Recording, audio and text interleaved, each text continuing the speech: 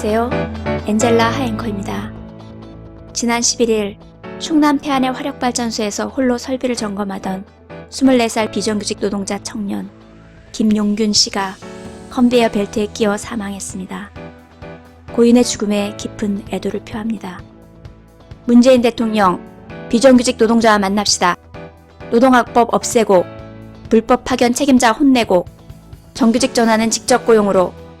나 김용균은 화력발전소에서 석탄 설비를 운전하는 비정규직 노동자입니다.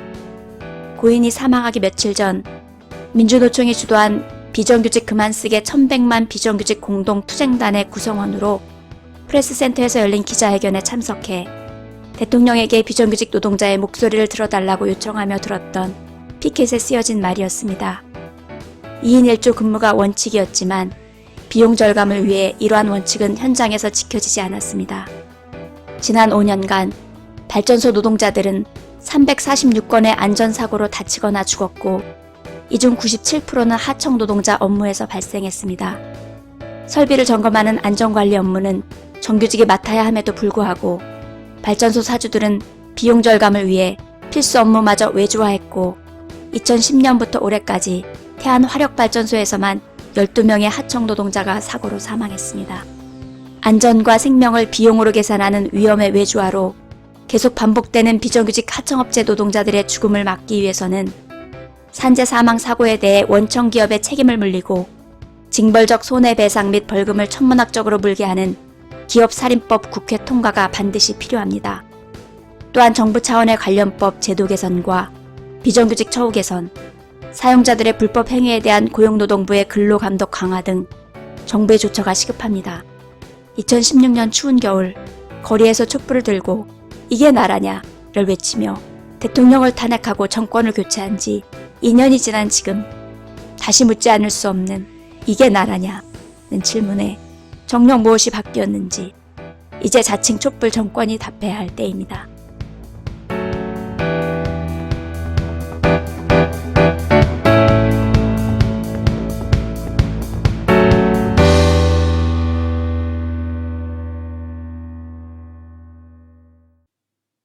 시청자 여러분 안녕하세요.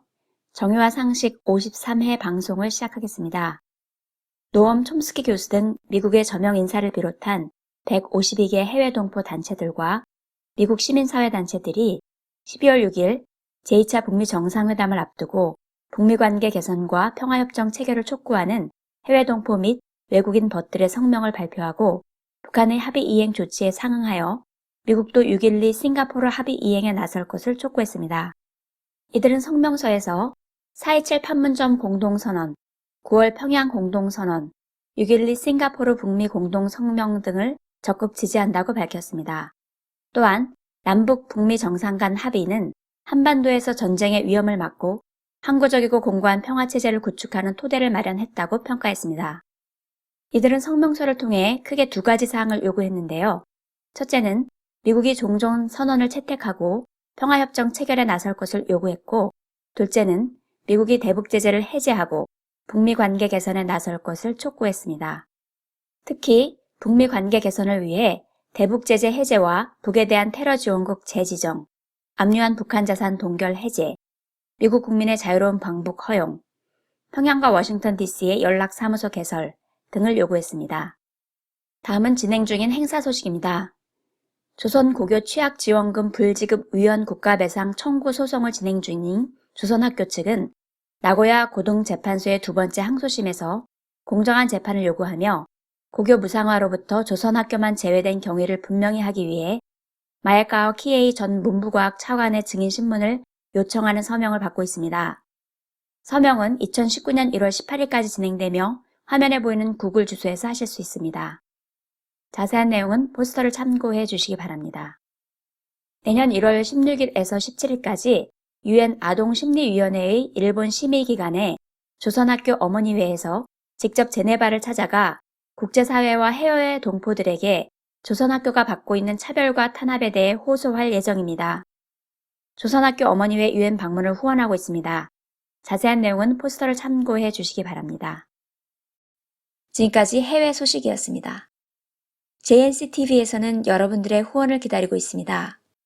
화면에 나가고 있는 후원 정보로 여러분들의 정성과 관심을 보내주시면 유익한 방송을 만드는데 귀하게 사용하겠습니다.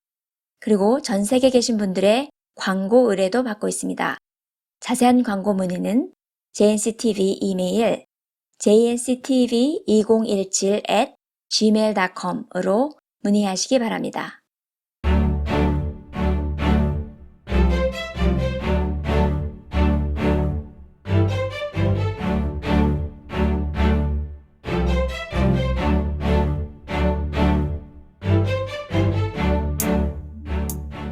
다음은 외신 브리핑이 이어집니다. 안녕하세요. 김대비 기자입니다. 오늘 외신 브리핑에서는 미 법률 전문지 로우닷컴에 실린 검찰의 김앤장 압수수색 5일자 기사를 소개해드리겠습니다. 로우닷컴은 검찰의 수사 상황을 자세히 전했습니다. 지난달 검찰이 한국의 최대 법률 회사인 김앤장 사무실을 압수수색했는데 이는 김앤장이 일제 식민지 시절 한국인을 강제징용한 혐의를 받고 있는 신일본제철과 스미토모 금속공업, 미쓰비시 중공업 같은 일본 기업들을 변호하면서 이들 기업들을 위해 재판에 관여했다는 혐의를 받고 있기 때문입니다. 김앤장의 곽병훈 변호사와 함씨로만 알려진 다른 한 명의 변호사 사무실을 검찰이 수색했는데요. 곽 변호사는 2015년부터 2016년까지 현재는 탄핵된 박근혜 대통령 재임 당시 대통령 법무비서관으로 일했다고 보도했습니다. 한국 최대 규모 로펌 김앤장에 대한 압수수색은 1910년부터 1945년까지 일제 강점기 동안 일본 기업들의 한국인 강제징용 혐의와 관련된 재판에 지연을 위해 김앤장이 대법원 및 다른 이들과 함께 공모했다는 주장에서 비롯되었고 박근혜 정부는 한일 관계에 미칠 영향을 고려해 이 재판들을 늦추고 싶어 했다고 전했습니다. 로닷컴은 두 변호사가 재판을 지연시키기 위해 대법원, 박근혜 정부, 그리고 외교부와 공모했다는 혐의를 뒷받침해주는 증거를 가지고 있다는 검찰의 주장을 보도했습니다. 기사는 강제노동 관련 최근 대법원 판결도 언급했는데요. 10월 30일 한국 대법원은 신일본제철의 1941년부터 1943년까지 강제노동에 대한 보상으로 4명의 한국인에 각각 1억 원씩 지불할 것을 명령하는 획기적인 판결을 내렸으며 지난주 대법원은 1944년 미쓰비시 조선소와 기계제작소에서 강제노동을 당했다고 한 5명의 여성에게 각각 1억 원부터 1억 5천만 원 사이의 금액을 6명의 남성에게는 각각 8천만 원을 보상할 것을 명령했다고 전했습니다. 그리고 이 판결을 계기로 다른 희생자와 희생자 친척들이 식민지 시대의 강제노동을 이용한 일본 기업들을 상대로 법적 소송을 제기할 가능성도 열렸다고 평가했습니다.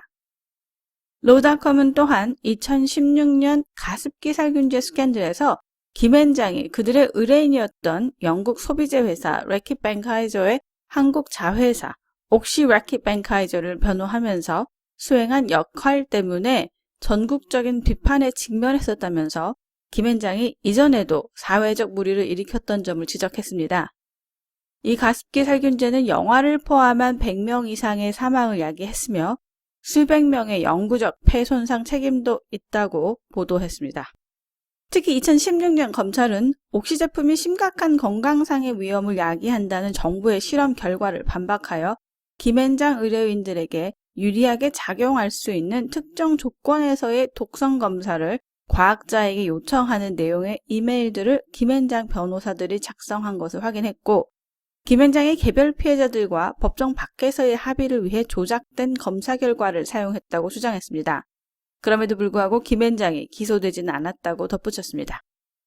미 법률 전문지에 보도된 한국 최대 로펌 스캔들 정말 국가망신이 아닐 수 없습니다. 피해자들의 고통을 생각도 않고 불법적인 방법까지 동원해서 의뢰인을 변호한 김앤장. 그들이 진정 법조인의 윤리와 양심을 지키는 자들인지 묻고 싶습니다. 그들이 적어도 법조인으로서의 양심을 지키길 바라면서 오늘 외신 브리핑 여기서 마치겠습니다.